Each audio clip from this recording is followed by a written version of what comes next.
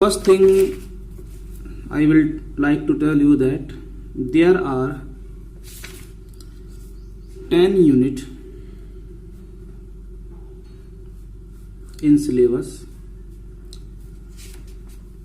और उसमें जो हमारी पहली यूनिट है that unit is electrostatic। सबसे पहले हम इस यूनिट की बात करेंगे इलेक्ट्रोस्टैटिक यूनिट की, और ये पेपर की दृष्टि से भी बहुत ही इम्पोर्टेंट है।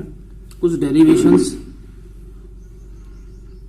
3 नंबर या 5 नंबर में इसमें से पूछे जाते हैं, और जो आपके एक नंबर के क्वेश्चंस आते हैं उसमें भी 1 नंबर और 2 नंबर के क्वेश्चन इस चैप्टर में से आते हैं। तो सबसे पहले हमें इलेक्ट्रोस्टैटिक का मतलब पता होना चाहिए। ये जो शब्द है आपका वर्ड है वो आपका 2 पार्ट्स में बना है, एक है इलेक्ट्रो और सेकंड है स्टैटिक। इलेक्ट्रो ये आप ऐसे समझ सकते हैं इलेक्ट्रॉन में से इलेक्ट्रो शब्द वर्ड काटा है, लेकिन यहाँ पर हम इसको चार्ज कहेंगे। इलेक्ट्रो का मतलब चार्ज, और स्टैटिक ये आपका मतलब है सीधा सीधा रेस्ट। यानी कि जो इलेक्ट्रोस्टैटिक है यूनिट है, इसमें हम ऐसे चार्जों की प्रॉपर्टीज को स्टडी करेंगे जो आपके रेस्ट में है।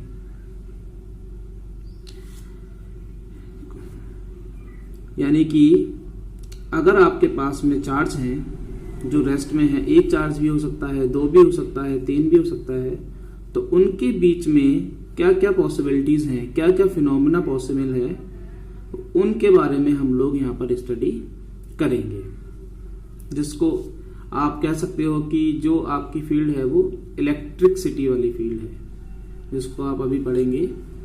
इलेक्ट्रिसिटी से मतलब है कि जिस तरीके से आपकी एनर्जीज रही हैं, साउंड एनर्जी आपने पढ़ा, हीट एनर्जी आपने पढ़ा, उसी तरीके से जो इलेक्ट्रिसिटी है ये आपकी एक एनर्जी की फॉर्म है।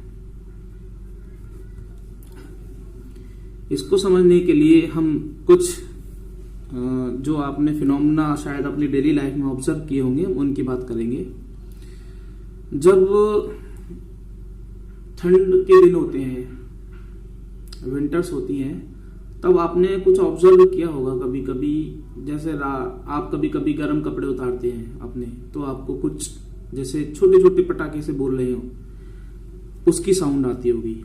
या फिर आपको हो सकता है जब आप सोते हैं तो जो आपके पास में रजाई होता है या ब्लैंकेट होता है, उसमें आपने ऑब्जर्व किया होगा कि कुछ स्पार्क्स होते हैं, यानी कि उसमें कुछ शाइनिंग सी आपको दिखाई देती है। तो ये जो स्पार्किंग की फिनोमेना है, या जो आपने जो क्रैकर्स सी आवाज सुनी, इस फिनोमेना को आपने ऑब्जर्व किया होगा डेली लाइफ में। और कुछ फिनोमेना जो आपने ऑब्जर्व किए होंगे वो फिनोमेना, जैसे कभी आपने देखा होगा कि जैसे बस में आप बैठे हुए हैं और उसमें कोई स्टील की रॉड है, आप उसे छूते हैं तो करंट से लग गया।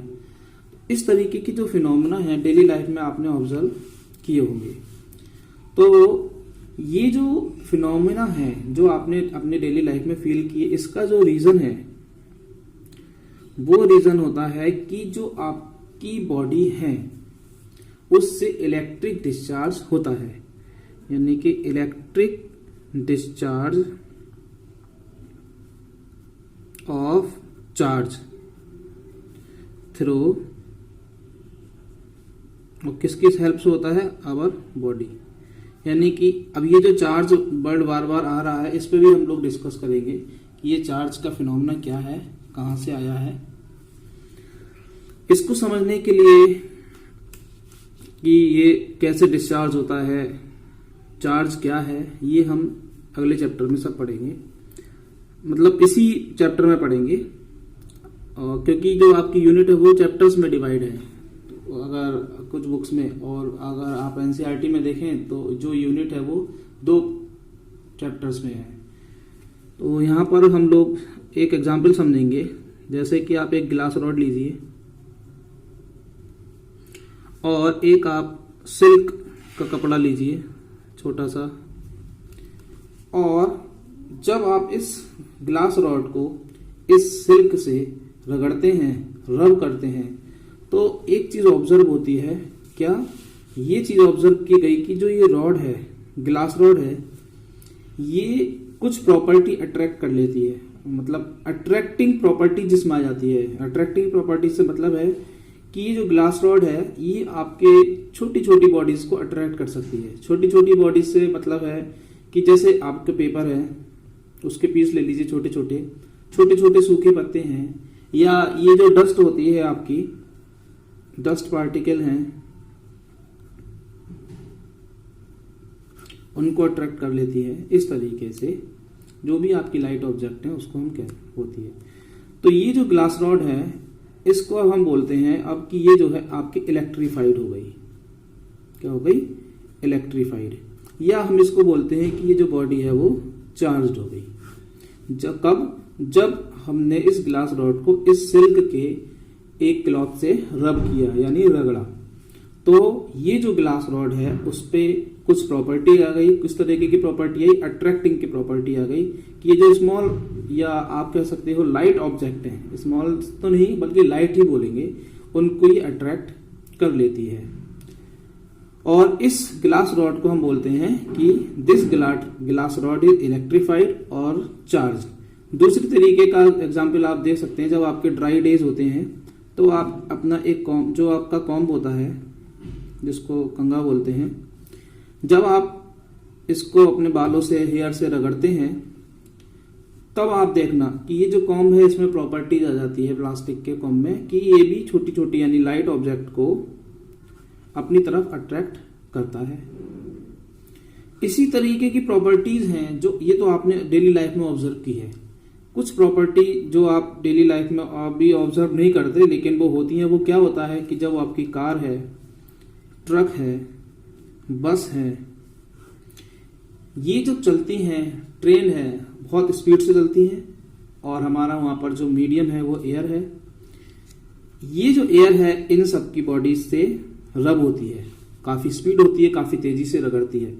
इसका मतलब है जब ये ग्लास रॉड और कॉम्ब आपका चार्ज हो सकता है तो ये जो बॉडीज हैं ये भी आपकी चार्ज हो जाती हैं, जिसको हमने जैसे यहाँ बोला था ना कि इलेक्ट्रीफाइड हो गई या चार्ज हो गई। इसी तरीके से कार है, ट्रक है या बस है, इसको हम बोल सकते हैं कि ये जो है कार इलेक्ट्रीफाइड हो गई या ट्रक इलेक्ट्रीफाइड हो गया।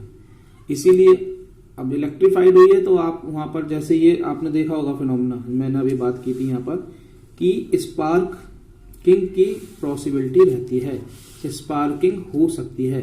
स्पार्किंग मतलब चिंगारी। अब आप सोचिए कि कार, ट्रक और बस, इनकी तो बॉडी भी बड़ी है, एयर भी बहुत तेजी से उनके साथ में रबिंग हो रही है, मतलब रगड़ खा रही है। तो यहाँ पर अगर चिंगारी हो गई, और आप जानते हैं कि कार और बस और ट्रक है, इनमें आपके जो फ्यूल होता है वो आपका डीजल और पेट्रोल होता है। यानी कि अगर ये चिंगारी है और वहाँ डीजल पेट्रोल की टंकी है और उसमें अगर ये चिंगारी लग गई तो आप सोच सकते हैं क्या होगा। इसीलिए हम लोग ने उसमें ऑब्जर्व किया होगा आप लोगों ने या नहीं पता नहीं, कि जो आपकी इनकी टंकी होती हैं, जो टैंक होते हैं, उनके टैंक में इस तरीके का टैंक होता है, एक इस तरीके से चैन सी लटका देते हैं। वो क्यों लटकाते हैं? वो इसलिए लटकाते हैं जिससे कि ये जो चार्ज है वो आपका चार्ज अर्थ हो जाए। मतलब कि अगर इस एयर की वजह से, रब की वजह से ये अगर इलेक्ट्रीफाइड होती है तो ये इलेक्ट्रिक चार्ज आपका दूसरी जगह पर ट्रांसफर हो जाए।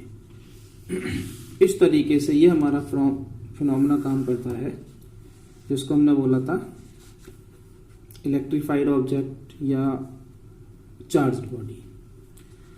उसके बाद है ये जो हमने फिनोमेना ऑब्जर्व करा अभी, इस फिनोमेने को ऑब्जर्व करने से हमने एक चीज नोटिस की, क्या कि जो हमें इलेक्ट्रिक चार्ज मिला, क्या मिला? Electric charge. ये जो इलेक्ट्रिक चार्ज है ये कब मिला हमें? जब जो बॉडीज थी, कोई भी दो बॉडीज थी, उनमें फ्रिक्शन हुआ। कहां से मिला? ये कहां से प्रोड्यूस हुआ? ये प्रोड्यूस्ड हुआ ड्यू टू फ्रिक्शन। किसकी वजह से हुआ? Due to friction. और किसके बीच में हुआ? Between two insulating bodies. ये जो अभी हमने यहाँ पर फिनोमेना देखे थे इस तरीके के, उसमें से हमने क्या रिजल्ट निकाला कि ये जो इलेक्ट्रिक चार्ज है वो आपका प्रोड्यूस हुआ और वो हुआ ड्यू टू फ्रिक्शन, जब आपकी टू बॉडीज हुई। तो ये जो फिनोमेना हम लोगों ने अभी ऑब्जर्व किए, जिसमें आपका चार्ज आया और वो चार्ज कहां से प्रोड्यूस हुआ और वो रेस्ट में है, तो इस तरीके की जो ब्रांच है हमारी फिजिक्स की, जिसमें हमारा जो चार्ज है वो रेस्ट में है और इस रेस्ट वाले चार्ज की वजह से हम फोर्स, इलेक्ट्रिक फील्ड, पोटेंशियल, इन सब के बारे में जानकारी लेंगे। वो जो ब्रांच है, that branch is called electrostatic. ये हो गया हमारा फिनोमेना। अब हम लोग बात करेंगे इलेक्ट्रिक चार्ज की। इलेक्ट्रिक चार्ज, ठीक है। इलेक्ट्रिक चार्ज के बारे में अभी तक हमने कुछ पढ़ा नहीं, लेकिन हम लोग बार बार अभी जो हमने यहाँ फिनोमेना पढ़े थे, बात कर रहे थे चार्ज आ जाएगा, चार्ज बॉडी हो जाएगी। एक्चुअल में जो इलेक्ट्रिक चार्ज है ये भी आपके जो बॉडीज हैं उसकी करेक्टरिस्टिक्स है। क्या है? जो आपकी बॉडीज है उसकी एक तरीके से करेक्टरिस्टिक है। जिस तरीके से आपकी बॉडी होती है उसमें मास होता है, उसी तरीके से जो आपके फंडामेंटल पार्टिकल्स हैं, ठीक है, उसकी करेक्टरिस्टिक है, जो हर किसी एक फंडामेंटल पार्टिकल में जरूर होगा। जैसे मास है, इसी तरीके से चार्ज भी होगा। कुछ ऐसे भी है कि चार्ज नहीं भी होता है, लेकिन फंडामेंटल करेक्टरिस्टिक है, ठीक है। उसके बाद जो चार्ज है उसका अगर हम मतलब समझना चाहें थोड़ा सा, तो उसका मतलब यह है कि अगर किसी बॉडी पे या मटेरियल है या पार्टिकल है उस पर चार्ज है, तो इसका मतलब है कि वहां से हम इलेक्ट्रिक फोर्स कैलकुलेट कर सकते हैं। वो इलेक्ट्रिक फोर्स हो सकता है और इलेक्ट्रिक फील्ड भी होगी। इस तरीके से हम, और दूसरा इलेक्ट्रिक फोर्स को कैसे रेस्पॉन्ड होगा अगर आपके पास में इलेक्ट्रिक चार्ज हैं, दो तीन तरीके से, तो ये हम नोटिस कर सकते हैं। अब बात आती है इलेक्ट्रिक चार्ज की। तो इलेक्ट्रिक चार्ज में क्या है? ये जो इलेक्ट्रिक चार्ज है ये फंडामेंटल पार्टिकल्स के द्वारा, मतलब उनकी एक करेक्टरिस्टिक है जो फंडामेंटल पार्टिकल जरूर रखेगा। एक साइंटिस्ट थे हमारे विलियम गिलबर्ट, उन्होंने बताया था कि चार्ज समथिंग, मतलब कुछ इस तरीके की चीज है किसी भी बॉडी पे, मटेरियल पे, कि कोई भी मटेरियल जो होगा जिस पर चार्ज होगा वहां से हम लोग इलेक्ट्रिक फोर्स को एक्सट्रैक्ट कर सकते हैं, और किस तरीके से इलेक्ट्रिक फोर्स रेस्पॉन्ड करेगा वो हमारा होगा। जो उसकी प्योर डेफिनेशन है वह है, charge is something possessed by material object that makes possible for them to extract electric force and to respond to electric force। ठीक है। अब जो हमारे कॉमन पार्टिकल हैं, जो एलिमेंट्री कॉमन पार्टिकल हैं, उसमें हम बात करते हैं इलेक्ट्रॉन्स की। इलेक्ट्रॉन का जो मास है ये होता है 9.109040 इंटू 10⁻31 किलोग्राम। जनरली हम लोग ये वाला पोर्शन छोड़ देते हैं, कैलकुलेशन में नहीं लेते हैं, हम बस 9.1 इंटू 10⁻31 किलोग्राम लेते हैं। ऐसे ही जैसे प्रोटॉन है उसमें जरूर मास होता है 1.6726 इंटू 10⁻27 किलोग्राम। इस तरीके से अगर हम एक इलेक्ट्रॉन और दूसरे इलेक्ट्रॉन को 1 सेंटीमीटर की डिस्टेंस पर रखें तो इनमें मास होता है, तो उस मास की वजह से जो फोर्स आता है एनर्जी आप निकाल सकते हैं Gm1m2/r² से, और ये आप जब निकालेंगे तो नियर अबाउट आएगा 5.5 इंटू 10⁻⁻67 न्यूटन। इस तरीके से लेकिन ये भी चीज नोटिस की गई कि जब इलेक्ट्रॉन इस तरीके से रखे हुए हैं तो वहां पर कुछ एक दूसरे तरीके का भी फोर्स होता है, और वो फोर्स होता है कि इन दोनों को जो है रिपेल करने वाला फोर्स है, यानी कि इनके बीच में जो है रिपल्शन है। तो ये जो रिपल्शन का फोर्स आया इसको हमने बोला इलेक्ट्रिक फोर्स। अभी और इसके बारे में हम पढ़ेंगे, अभी बस यहाँ पर ये टर्म इंट्रोड्यूस्ड की जा रही है कि किस तरीके का फोर्स है, कहाँ से आया है, किस तरीके से हम इसको बात कर सकते हैं। तो इस तरीके से अगर हम इस फोर्स की वैल्यू की बात करें तो ये जो वैल्यू आती है 2.3 × 10⁻⁻24 न्यूटन। यहाँ पर देखें तो -67 और यहाँ पर देखें तो -24। तो यहाँ से हमें आइडिया लग जाता है कि जो आपके इलेक्ट्रिक फोर्स हैं वो आपका ग्रेविटेशनल फोर्स से काफ़ी बड़े होते हैं इस तरीके से। तो यहाँ पर हमारी बात हो गई इलेक्ट्रिक चार्ज की। ओके, हमने अभी तक बात की चार्ज की। अब हम बात करेंगे कि ये जो चार्ज है दो तरीके के होते हैं और इसका हमें आइडिया कैसे लगा कि ये जो चार्ज है वो दो तरीके के होते हैं। ठीक है, तो यहाँ पर हम एक्सपेरिमेंट की बात करेंगे जो काफ़ी मेहनत से काफ़ी टाइम पहले किए गए थे। उस एक्सपेरिमेंट को समझने के लिए हम एक गिलास रॉड लेंगे, उसको हम एक सिल्क के कपड़े से रब करेंगे। एक दूसरी गिलास रॉड लेंगे और इसे भी हम सिल्क के कपड़े से रब करेंगे। उसके पश्चात ये हमारी पहला हम बात कर रहे हैं, उसमें हमें क्या क्या रिजल्ट मिलेंगे हम वो भी हैंड टू हैंड अभी बात करेंगे कि ये जो सिल्क की पहली रॉड थी, गिलास की पहली रॉड थी और गिलास की जो दूसरी रॉड थी, जब हम इन दोनों को पास में लेके गए तो ये दोनों एक दूसरे को रिपेल करते हैं। ठीक है, अब हमने इस सिल्क और इस सिल्क के कपड़े को लिया, जो इसमें भी देखा तो इन्होंने एक दूसरे को रिपेल करा। ठीक है, अब हम दूसरी बात करते हैं। दूसरा हमने क्या लिया कि अब हमने इबोनाइट की रॉड ली एक, और इस इबोनाइट की जो रॉड है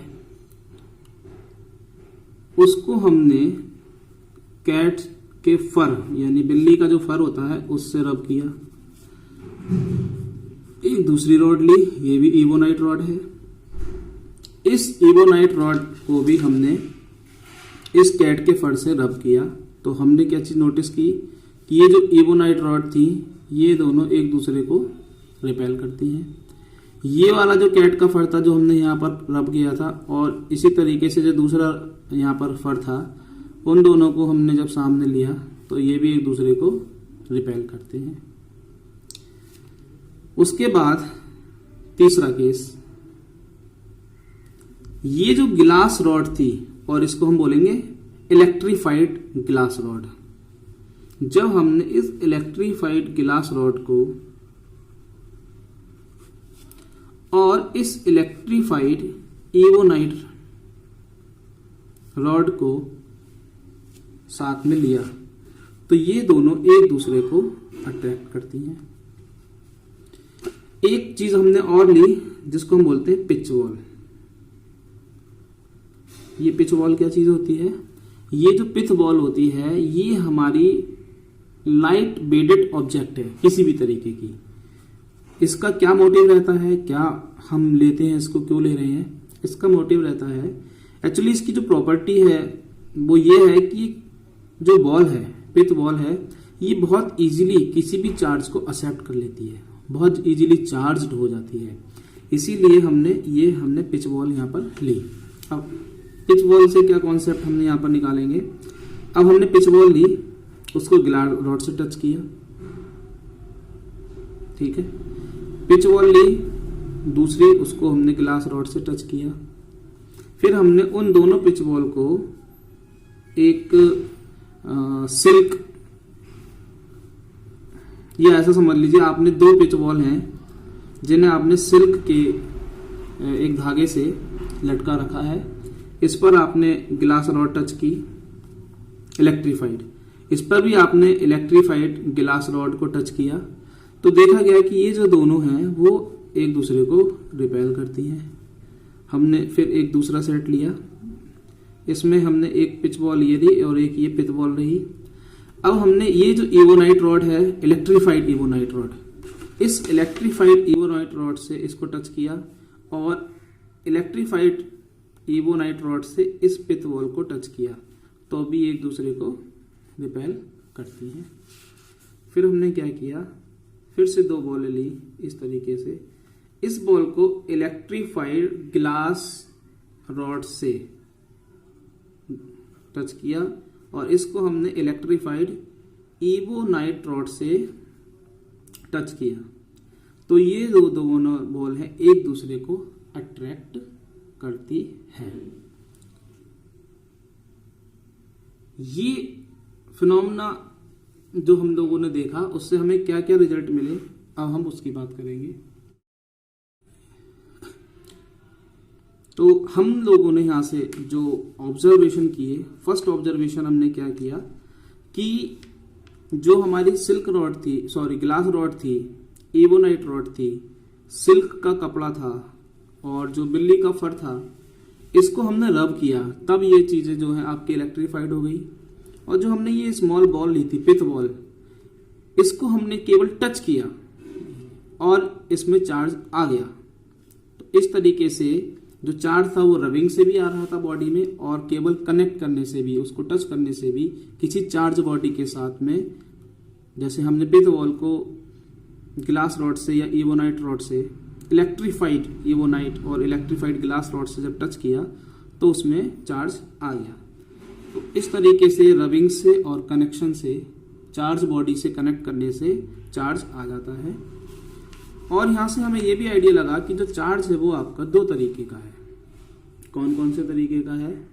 एक जो चार्ज है वो था जो यहां से हमें मिला कि रॉड और जो इलेक्ट्रीफाइड ग्लास रॉड थी, दूसरी इलेक्ट्रीफाइड ग्लास रॉड थी, वो दोनों एक दूसरे को रिपेल करती हैं।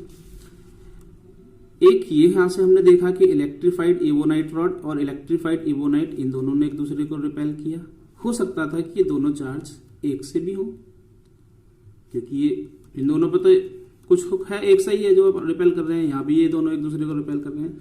लेकिन जब हमने इस इलेक्ट्रीफाइड ग्लास रॉड को इस इलेक्ट्रीफाइड इवोनाइट रॉड के पास लेके आए थे तो वो अट्रैक्ट हुआ था, यानी कि कुछ अलग है। इसलिए चार्ज दो तरीके के पॉसिबल हैं, जिसमें हमने एक को बोला, जो चार्ज एक दूसरे को अट्रैक्ट कर रहे थे उनको हमने बोला अनलाइक चार्ज, और जो चार्ज एक दूसरे को रिपेल कर रहे थे उसको हमने बोला लाइक चार्ज। तो ये जो प्रॉपर्टीज आई चार्ज की, जिसकी वजह से हम चार्ज को दो तरीके के चार्ज में डिफरेंशिएट कर पा रहे हैं, इसको हम बोलते हैं polarity of charge. Polarity of charge मतलब the property which differentiates the two kinds of charge is called polarity of charge। ठीक है। अब अगर कोई बॉडी है जिस पे चार्ज है तो हम उसको बोलते हैं या the body is said to be charged और इलेक्ट्रीफाइड। उसके बाद अगर कोई ऑब्जेक्ट ऐसी है जिस पर चार्ज नहीं है तो हम उसको बोलते हैं न्यूट्रल। कोई भी बॉडी है उस पर चार्ज है तो हम बोलेंगे द बॉडी इज चार्ज और द बॉडी इज इलेक्ट्रीफाइड। अगर कोई भी चार्ज नहीं है तो हम बोलेंगे द बॉडी इज न्यूट्रल। और ये न्यूट्रल वर्ड जरूरी नहीं है कि तभी यूज किया जाए जब बॉडी में चार्ज नहीं है। अगर किसी बॉडी में हो सकता है कि दोनों तरीके के जो चार्ज हैं, मतलब लाइक चार्जेस और अनलाइक चार्जेस हैं, या आप ऐसा बोल सकते हैं जब हमने दो तरीके के चार्ज की बात की है तो एक को हमने पॉजिटिव साइन दे दिया, एक को नेगेटिव दे दिया। तो अगर total number of positive charge और total number of electric charge अगर इक्वल है तो उनका जो रिजल्टेंट है वो जीरो आएगा। न्यूट्रल का मतलब ये बिल्कुल भी नहीं है कि बॉडी में चार्ज पार्टिकल नहीं है, चार्ज पार्टिकल है, लेकिन जो दोनों तरीके के चार्ज है, अमाउंट है, वो दोनों इक्वल है अमाउंट, इसलिए उस पर टोटल चार्ज जीरो है। देन इस तरीके की जो बॉडी है हम उसको बोलते हैं न्यूट्रल। तो आज के लिए बस इतना ही, और घर में रहिए, सेफ रहिए, अपने घर वालों को भी इस बारे में बताते रहिए कि जितना घर में रहेंगे उतना ही सही रहेगा।